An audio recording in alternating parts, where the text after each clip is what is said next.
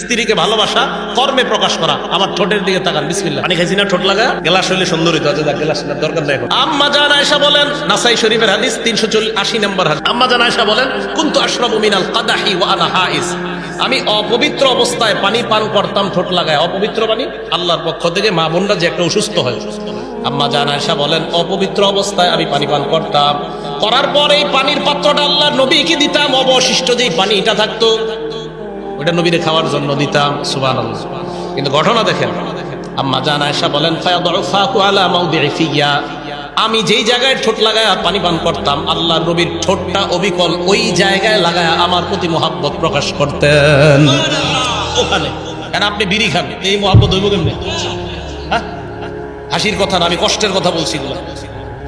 আপনি সিগারেট খেয়ে ঘরে যান, তো আপনার বিবি তো লজ্জা বলবেন, আপনার মুখ থেকে গন্ধ আসে। হ্যাঁ, ইসলাম শিখান, এটা ইসলাম।